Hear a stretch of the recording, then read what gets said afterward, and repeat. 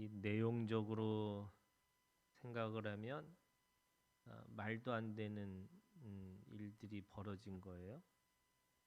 이 느부갓네살이라고 하는 대제국의 왕이 꿈을 꿨는데 꿈도 말하지 않고 그 꿈에 대해서 해석을 해라 이렇게 얘기하고 있는 거예요. 그리고 그 꿈을 알기 위해서 오늘 말씀해 보니까 거기에 대단한 사람들을 불러가지고 그 왕에게 그걸 말하라고 이렇게 얘기합니다. 2절에 있는 말씀에 보니까 박수와 술객과 점쟁이와 갈대아 술사를 부르라 이렇게 돼 있어요. 박수, 술객, 점쟁이 그리고 갈대아 술사 이렇게 표현하는 이 사람들이 누구냐면 당대의 최고의 지식과 최고의 지혜자를 가진 사람들인 거예요. 우리가 가지고 있는 지식이라는 것은 과거의 정보를 모은 것을 지식이라고 그래요. 그 지식을 가지고 미래를 내다보는 것을 지혜라고 그래요. 그러면 그 당시 그 제국에서 최고의 지혜자가 누구냐? 그러니까 그 지식을 가지고 미래를 내다보는 사람들이라고 하는 거죠. 그게 박수라고 하는 우리가 생각하면 무당인들이에요. 그러니까 귀신에 사로잡혀서 그 귀신의 이 영을 받은 사람들을 박수라고 얘기합니다. 술객이라고 하는 사람들은 그 정보를 가지고서 미래를 내다보는, 예를 들면 지금으로 얘기하면은 사주팔자를 본 그런 사람들이에요. 그리고 점쟁이, 이거는 뭐 지금으로 말하면 과학자라고 할 수도 있고 자연의 법칙을, 자연의 어떤 현상들을 보고 미래를 예측하는 그런 사람들이에요. 근데 똑같이 갈대아 술사, 이 술사와 술객은 거의 같은 의미인데, 근데 갈대아 술사는 뭐냐? 이 갈대아라는 나라는 지금으로 말하면은 최고의 과학이 발달한 문명이 발달한 그런 지역이 갈대아 지역이에요. 그러니까 과학을 가지고 최고의 과학을 가지고 미래를 내다보는 사람, 뭐 이렇게 이야기할 수 있어요. 그러니까 박수와 술객과 점쟁이와 갈대아 술사를 불러서 지금 이 느부갓네살 왕이 지금 뭐라고 말하고 있냐면요.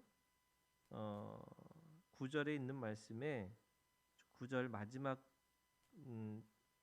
그 문장에 보면은 이제 그 꿈을 내게 알게 하라 이렇게 했어요. 이제 내 그 꿈을 내게 알게 하라. 그 꿈이라는 것을 말해야지만, 지금 이제 이 사람들은 답답한 거예요. 꿈도 말하지 않고 꿈을 해석하라는 거예요. 그러니까 이 지금 귀신을 믿는 사람이든 또는 어떤 이 과거의 어떤 현상들을 연구를 해서 미래를 내다보는 사람이든 또는 이 자기가 가지고 있는 어떤 지식들을 가지고서 미래를 내다본 사람이든 다 뭐 하는 사람들이에요? 여러분, 귀신이 가지고 있는 영이, 귀신의 영은요 절대로 미래를 내다보는 게 아니에요. 귀신은 어떤 존재냐면 과거에 어떤 정보를 가지고 그럴 수 있을 것이다 라고 생각하는 게 영이에요. 이 영은, 이 귀신은 엄밀히 따지면 미래를 말할 수가 없어요. 오직 그 미래는 이게 하나님만 아시는 거예요. 그걸 어떻게 표현하고 있냐면 지금 이거를 듣고 있는 이 사람들이 그래도 지식자예요. 그러니까 과거의 어떤 정보를 잘 가지고 있는 사람들인데 뭐라고 얘기냐면 10절에 보세요. 갈대인들이 왕 앞에 대답하여 이르되 세상에는 왕의 그 일을 보일 자가 한 사람도 없으므로. 그러니까 꿈을 얘기하면 그 꿈에 대해서 지금까지 내려오는 모든 정보들을 자기네들이 분석하고 앞으로 지혜를 가지고서 내다볼 수 있는 힘이 있는데, 지금 느부갓네살은 뭘 얘기하고 있냐면 말하지도 않은 꿈을 얘기하라는 거예요. 그러니까 지금 이 사람들이 하는 얘기가 그 일을 보일 자가 한 사람도 없다. 이 사람으로는 도저히 알 수 있는 게 아니다. 그리고 어떤 크고 권력 있는 왕이라도 이런 것으로 박수에게나 술개에게나 갈대인들에게 물을 자가 없었나이다. 지금까지 자기네들의 이 정보의 이 데이터를 쭉 들여다봐도 이렇게 물을 사람이 한 명도 없었다는 거예요. 그러면서 이들이 아주 중요한 진리를 고백하고 있어요. 뭐라고 그러냐면 왕께서 물으신 것은 어려운 일이라. 이게 어렵다라는 말은 뭐냐면 이거 못한다는 거예요. 인간이 가지고 있는 또는 귀신의 영으로는 죽었다 깨도 이거를 풀 수 없는 문제다. 그러면서 육체와 함께 살지 아니하신 신들 외에는, 이게 지금 이게요, 그런 거잖아요. 귀신이 예수님을 더 잘 알아보고 있어요. 사람들도 제자들도 예수님에 대해서 누군지를 모르고 있을 때 귀신들이 뭐라고 그래요? 당신이 하나님의 아들이라고. 근데 당신이 나와 무슨 상관이 있습니까?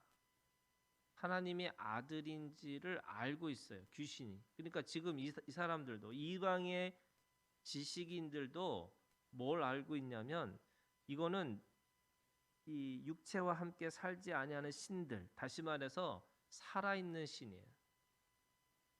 살아있는 신이 아니면 이거는 도저히 알 수가 없다. 근데 정확하게 얘기하면은 유일신이에요. 그거는 살아있는 신들, 자기네들이 다 이 박수나 이런 사람들도 귀신을 믿는 거잖아요. 이 귀신의 생각으로도 이건 도저히 알 수 있는 것이 아니니까 진짜 유일한 그 신들만 알 수 있는 거다라고 얘기를 하고 있습니다. 그래서 신들 외에는 왕 앞에 그것을 보일 자가 없나이다 이렇게 얘기하고 있죠. 여러분, 귀신은 이 야고보서에 있는 말씀에 보면 믿음이 있어요. 귀신의 믿음이 있어요. 그러니까 귀신을 믿는 믿음도 있고 귀신이 가지고 있는 믿음이 있어요.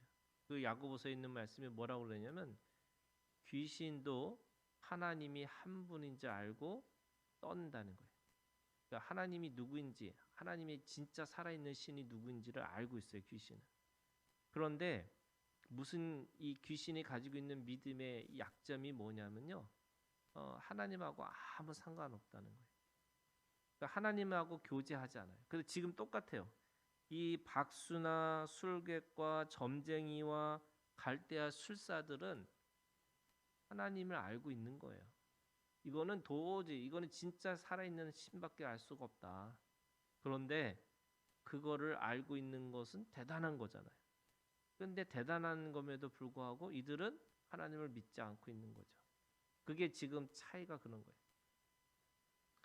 자, 그러면 다시 여러분, 느부갓네살이 가지고 있는 꿈과 이 꿈의 해석을 왜 그렇게 바라고 있을까? 오늘 말씀해 보니까 1절에 이렇게 시작해요. 느부갓네살이 다스린 지 2년이 되는 해에 느부갓네살이 꿈을 꾸고 그로 말미암아 마음이 번민하여 잠을 이루지 못하는지라. 이게 잠을 이루지 못하는 게 요즘의 현대인들의 병이잖아요. 그러니까 이 잠을 이루지 못한다. 근데 왜 잠을 이루지 못해요? 번민하니까. 꿈이 자신이 가지고 있는 이 마음에 가지고 있는 이 꿈이, 그러니까 자신이 꾸고 있는 꿈이 마음에 번민한다 이렇게 돼 있어요. 그러니까 번민이라는 게 복잡한 거잖아요. 괴로운 거예요. 복잡하고 괴로운 이 꿈에 대해서 정말로 이 왕은 그거에 대해서 지금 이 문제를 어떻게 해결할까 생각을 하는 거죠. 그런데 자신이 꾸는 이 꿈에 대해서는 왜 말하지도 않고 왜 그렇게 해석을 해달라고 했을까? 생각해 보면요. 이 문제는 단순한 문제가 아닌 거예요. 그러니까 저는 느부갓네살이 이방의 왕이고 대제국의 왕이지만 그냥 한 사람인 거예요. 어떤 사람이요? 번민하는 사람. 인간이 가지고 있는 하나님을 누가 찾을까요? 우리가 성경적으로 얘기하면요, 통회하는 마음이에요. 우리가 하나님 앞에 정말로 자신의 가지고 있는 이 바닥을 본 사람만이 하나님을 볼 수가 있어요. 제가 그런 얘기하지만 이 동서남북이 다 막혀야지 하늘을 보는 거예요. 이 지금 왕도 그냥 왕이지만 자신의 권력을 가지고 자신이 마음대로 살고 있는 거지만 그냥 사람으로 따지면 그냥 한 사람이고 한 사람의 번민이 있어요. 잠을 이루지 못할 정도. 그게 인간의 한계예요. 사람이 가지고 있는 한계죠. 돈이 아무리 많아도 권력이 아무리 많아도 자신의 영혼의 문제는 누구도 풀 수가 없는 거예요. 자신이 가지고 있는 이 인간의 이 한계를 뛰어넘을 수 있는 것은 아무것도 없는 거예요. 그러니까 지금 이 느부갓네살이 뭘 하고 있냐면 진짜 신을 만나고 싶은 거죠. 정말 살아있는 하나님을 만나고 싶은 거예요. 그게 지금 이 느부갓네살의 가지고 있는 이 자신의 가지고 있는 진리를 추구하고자 하는 그런 마음이에요. 그러니까 어떻게 해요? 13절 왕의 명령이 내림에 지혜자들은 죽게 되었고 다니엘과 그의 친구들도 죽이려고 찾았더라. 지금 왕이 궁극적으로는 자신이 그거를 찾지 못한다라고 하는 괴로움 때문에 지금 모든 사람을 죽이려고 하고 있는 거죠. 우리가 성경에 보면 정과 욕이 있잖아요. 이게 욕에 속한 사람들은 자신의 그 문제를 해결하기 위해서 어떻게 하냐면 다른 사람을 죽이려고 하는 거예요. 지금 이 느부갓네살도 마찬가지. 자기가 대제국의 왕권을 갖고 있고 모든 지혜자들이 자기 옆에 있다 할지라도 진짜 제대로 된 진리를 찾지 못하니까 너무나 괴로우니까 사람들을 다 잡아서 죽이려고 하고 있는 거예요. 우리는 정답을 알고 있죠. 어떻게 해야 돼요? 여러분 이게 우리가 가지고 있는 마음이에요. 자기를 죽이든지 딴 사람을 죽이고 살아가는 게 아니고 자신의 가지고 있는 애통하는 마음을 가지고 진리 앞에 무릎 꿇고 기도하는 거예요. 그게 오늘 우리가 가지고 있는 이 삶의 지혜고 생명의 진리예요. 예수라는 말은요, 저희 죄에서 백성들을 구원할 자잖아요. 그럼 예수님이 어떻게 우리 가운데 오세요? 진리가 어떻게 우리 가운데 오세요? 그게 애통하는 마음자에게, 애통하는 사람들에게, 통회하는 마음을 가지고 있는 사람들에게, 자신의 한계를 느끼고 진리를 구하는 사람들에게 오시는 거예요. 예수님은 모든 사람들에게는 이 권력을 갖고 지혜가 갖고 있는 사람들에게는요, 그냥 한낱 그냥 아무것도 없는 그냥 그 나사렛에 있는 예수밖에 안 돼요. 그런데 그 나사렛 예수가 오늘 나한테 구원자로 예수 그리스도로 오신다는 것은 내가 번민하고 있는, 내가 지금 씨름하고 있는 문제를 가지고 주님 도와주시옵소서. 내가 다른 어떤 것을 구할 수 없고 오직 살아계신 하나님만 그 문제를 해결할 수 있습니다.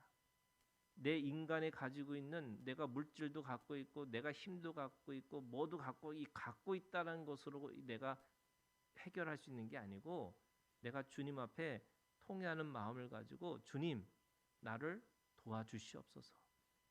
내가 오늘 주님 앞에 은혜가 필요한 사람입니다. 이 마음 가지고 있어야지만 살아계신 하나님이 긍휼의 마음을 가지고 오늘 우리 가운데 찾아오신다는 거예요. 여러분 오늘 우리가 주님 안에서 그 가난한 마음을 가지고 우리가 주님 앞에 나아가는 하루가 되기를 주님의 이름으로 축복합니다. 그래야지 그 가난한 마음 가운데 진짜 살아계신 그리고 진짜 정말 제대로 된 그 미래에 우리에게 그 번민하는 문제가 아니라 해결되어서 기뻐하고 마음의 평안을 찾아갈 수 있는 예수 그리스도가 우리 가운데 찾아오신다고 말씀하고 있습니다. 그 믿음을 가지고 오늘 하루도 하나님 앞에 기쁨과 그 평안의 마음을 가지고 살아가는 오늘 하루가 되기를 주님의 이름으로 축원합니다. 주기도문으로 마치겠습니다.